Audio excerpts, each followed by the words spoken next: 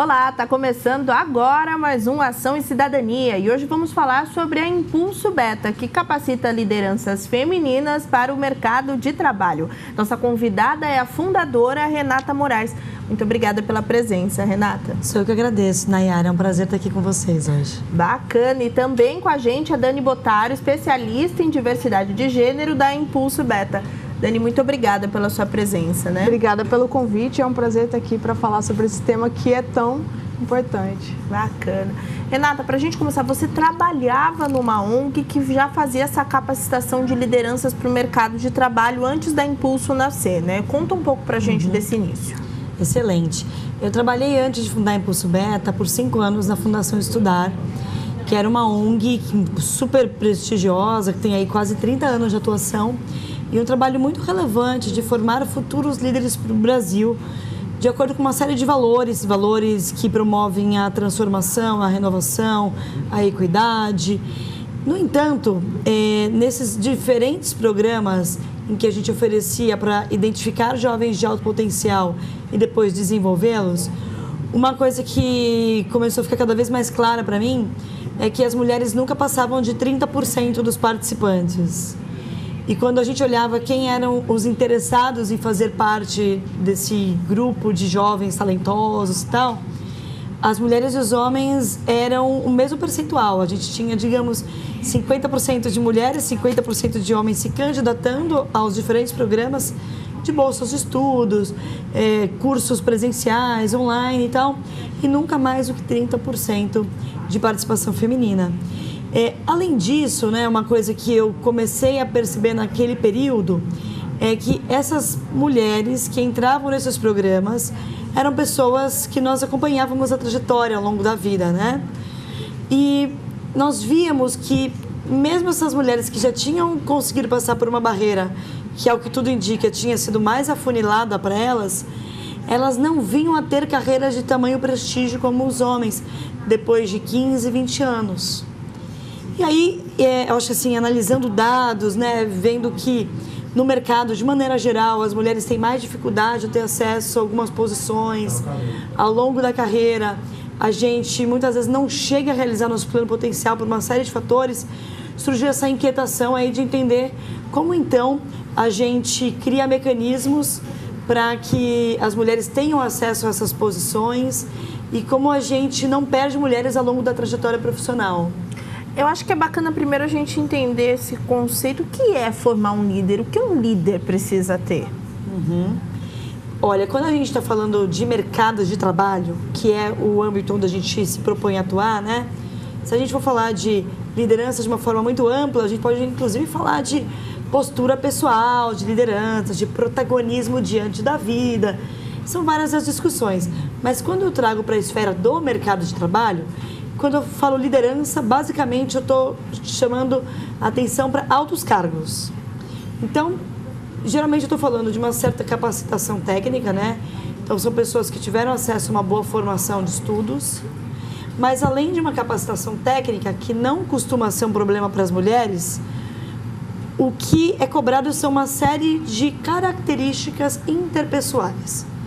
Então, assim, a pessoa tem que ter determinadas características que vão ser importantes para vender suas ideias, para se relacionar com outros, para gerir equipes, para influenciar determinadas áreas dentro de uma organização dos mais diversos setores, seja uma empresa química, uma indústria, uma consultoria estratégica, um banco ou uma empresa de comunicação. Então, é uma série aí de capacitações que vai variar de setor a setor, e dependendo do momento de liderança, né, estamos falando de um gerente ou de um presidente de empresa, mas a gente junta aí capacitação técnica com uma capacitação de habilidades interpessoais. Agora, Dani, como eu disse na abertura do programa, seu cargo é especialista em diversidade de gênero. Qual é exatamente a sua função dentro da empresa? Explica um pouco pra gente. Claro. A gente fala muito, e eu venho muito com um background de formação científica, falando muito sobre como nascem esses vieses. Por exemplo, você perguntou, o que um líder tem que ser?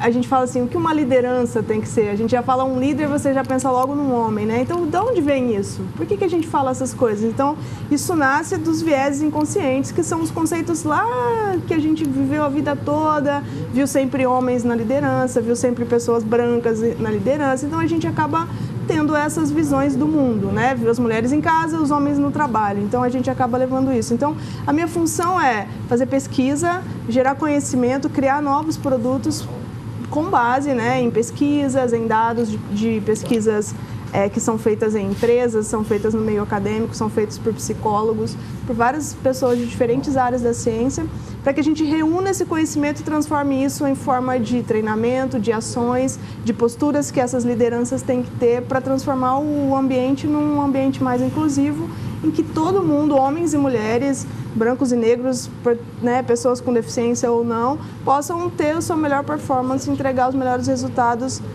para suas carreiras e para suas empresas também. A empresa tem 3 anos e meio, né?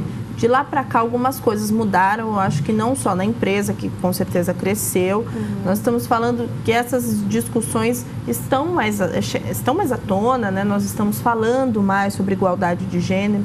Como é que vocês percebem esse mercado desde que a Impulso nasceu? Bom, eu acho que assim, a gente estava até comentando aqui um pouquinho antes, é mais genuíno das empresas. Hoje, antigamente a gente tinha que, a gente dizia catequizar a empresa, então a gente tinha que dizer para a empresa, olha, isso é importante.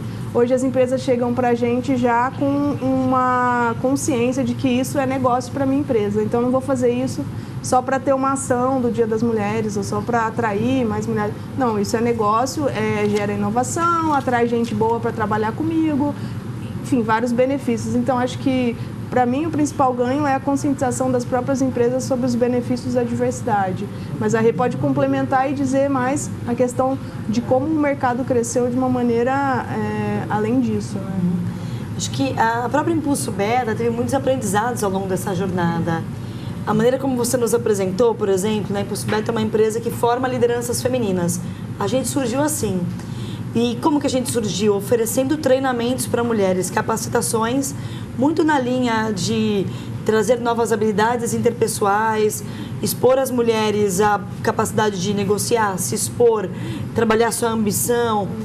Só que a gente percebeu que não é só trabalhando a mulher que a gente consegue ter mais mulheres em posições de liderança. Então, esse é um aprendizado novo em meio a essa mudança do contexto, né?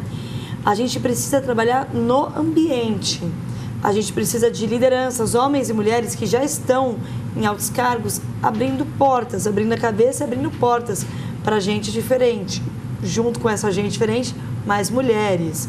A gente precisa de políticas e práticas de recursos humanos que sejam inclusivas. Então, por exemplo, nós temos hoje empresas que têm benefícios diferentes para homens e mulheres. Por exemplo, empresas onde um homem pode colocar a sua esposa como dependente do plano de saúde e a mulher não pode fazer o mesmo com o seu esposo.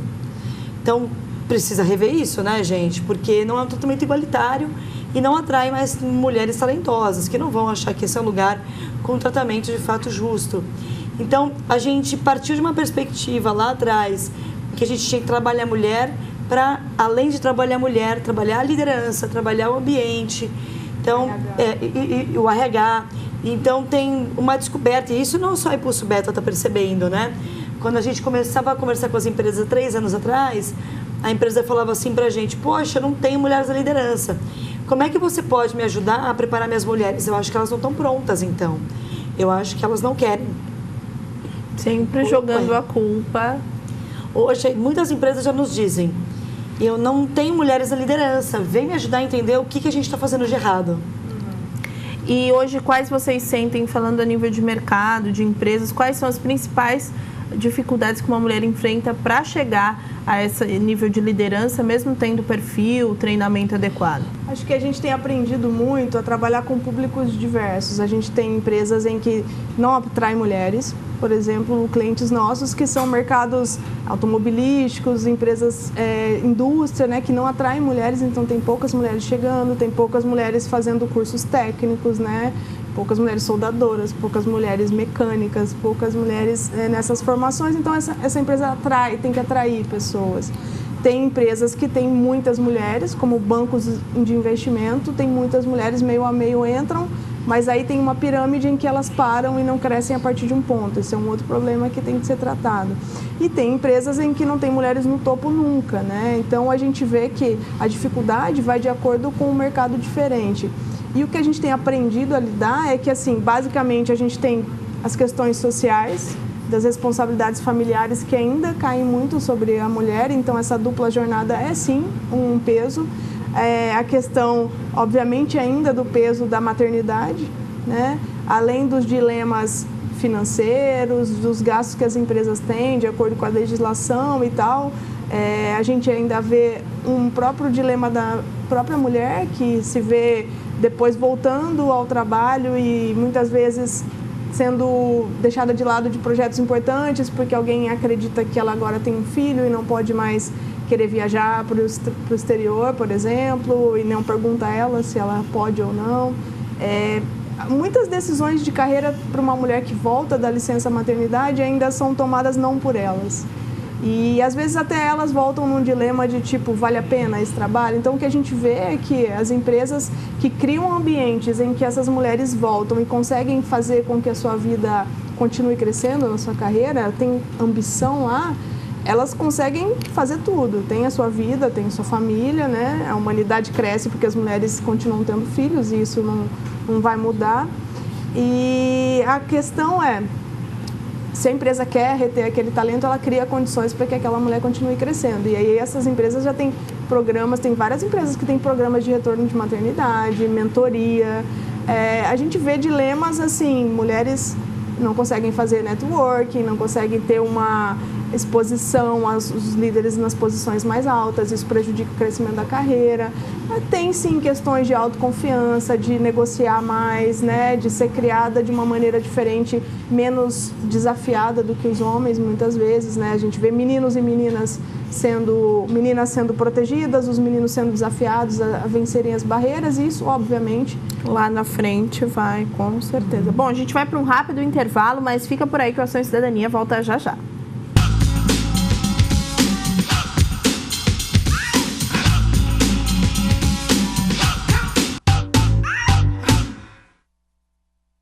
Ação e Cidadania de volta, hoje falando sobre a Impulso Beta. Continuo na presença da Renata e da Dani. Renata, vamos falar, a gente encerrou o bloco passado falando um pouco sobre a maternidade, que é um dos períodos mais importantes da vida da mulher, tanto profissionalmente, por causa de muitas mudanças que acontecem, e por causa de uma série de fatores aí que são impostos à mulher, né? Hoje você acredita que essa é uma das principais inseguranças da mulher no mercado de trabalho? Ficar grávida, como vai ser o depois, o retornar?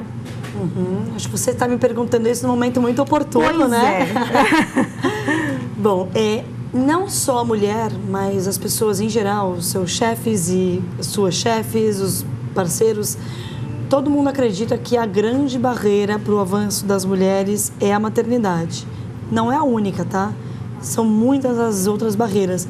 Mas, de fato, acho que assim, a gente é criada numa sociedade que valoriza muito o papel da mãe. Não existe nenhum outro papel tão nobre para a sociedade que uma mulher pode vir a exercer como a maternidade. Tanto que uma mulher, quando diz que não quer ser mãe, tem que justificar. Que comete um crime. Exatamente. Então, assim, a gente, desde pequenininha, é incentivada a brincar de boneca. Se a gente, aos 12 anos, fala que quer ser astronauta, vai ter alguém que vai falar como vai ser astronauta e cuidar dos seus filhinhos. Então, mesmo as mulheres que jamais serão mães, elas são percebidas na sociedade como potenciais mães. E aquelas que, de fato, pensam em ser mães um dia, passam desde os primeiros momentos da carreira, desde quando ainda estão estudando, nem começaram a trabalhar, muitas vezes já estão antecipando decisões, pensando nesse futuro de obstáculos, né? Então, de fato, a maternidade hoje ela é tratada não com uma naturalidade, mas como se fosse algo que fosse mudar tudo e tal. E não é à toa, né? Porque não precisaria ser assim, biologicamente. Hoje a gente sabe que a única dependência biológica que uma criança tem da sua mãe, depois do período da gestação, é a amamentação. E muitas mulheres não amamentam tanto tempo assim.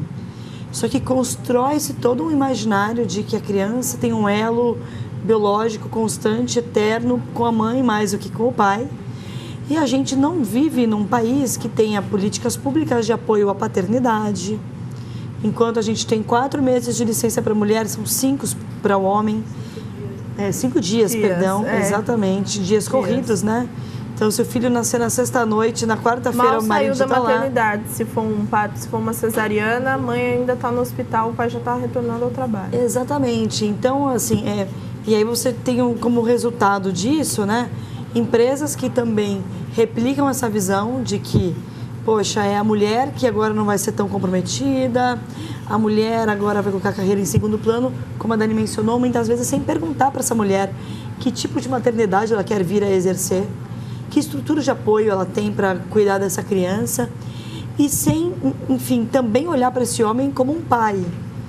Então, ao mesmo tempo que a empresa olha para a mãe e fala, profissional de segunda categoria, olha para o pai e pensa, esse é mais dedicado que todo mundo, porque esse quer avançar. Ele até troca a fralda.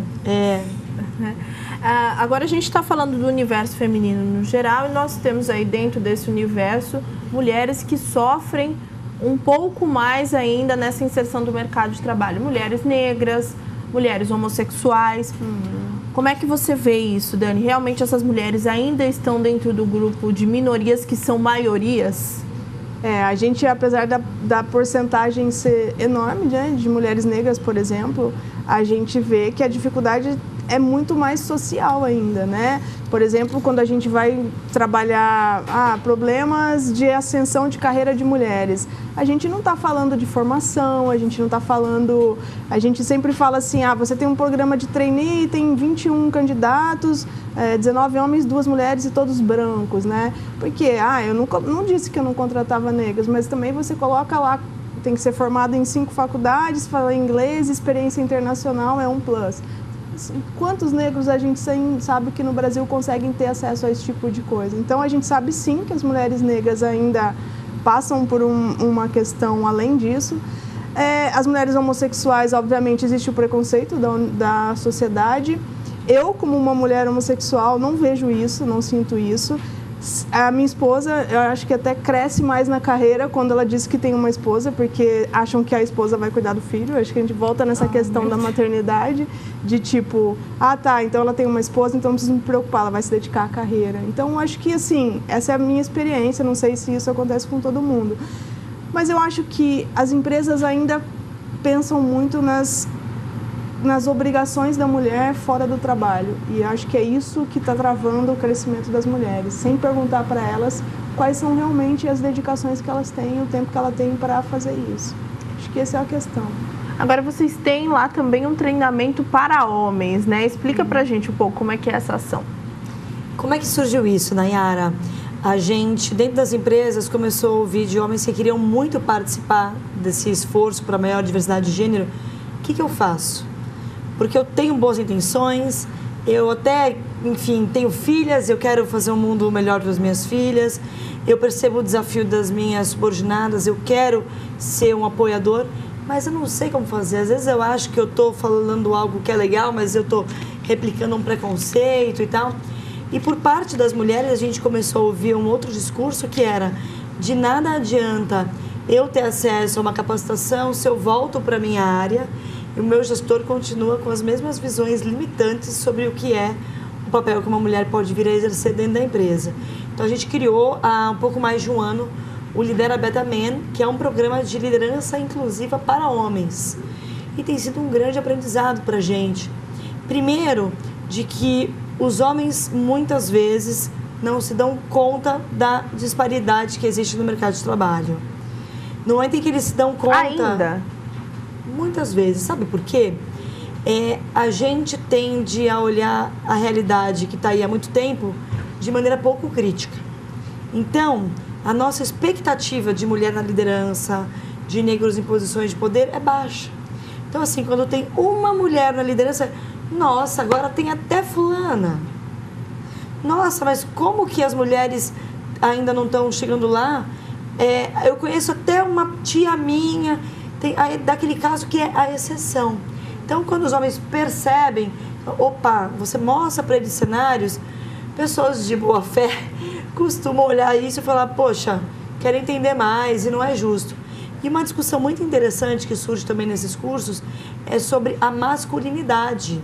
Porque se por um lado as mulheres sofrem no mercado de trabalho para chegar a altos cargos, para ter as mesmas chances, para serem tratadas com respeito, né? Tem a questão do assédio, né? Não é só a questão de alto cargo aqui, né? São vários desafios do dia a dia que a gente passa que os homens não. Mas os homens passam outros desafios pela visão estigmatizada do que é homem e mulher, que é desde cedo o incentivo à sexualidade muitas vezes precoce para mostrar que é macho, a beber demais para mostrar que é macho, e aí a gente vê homens que não conseguem se abrir, se expor, falam suas emoções, homens que são ainda mais cobrados por conta do homossexualismo, desculpa, pela homossexualidade. Então, assim, existem uma série de barreiras que os homens passam que eles trazem para a gente também nesse contexto. E vamos falar um pouco da mulher, Dani, que chegou lá, que é uma líder.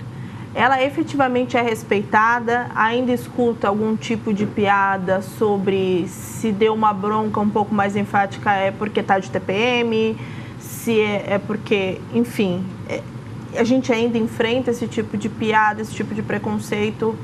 Quando a gente fala de viés inconscientes, a gente fala da gente se defender de tudo que é diferente, né? Quando você tem um bebê, chega uma tia, pode ser irmã da mãe, parecida com a mãe. Ele acha estranho, ele quer a mãe dele. E tudo que é diferente pra gente, a gente tende a ser... Se você vê uma mulher numa posição que ela nunca esteve antes, você fica olhando para aquela mulher e vendo assim, esse comportamento aqui não foi muito de mulher.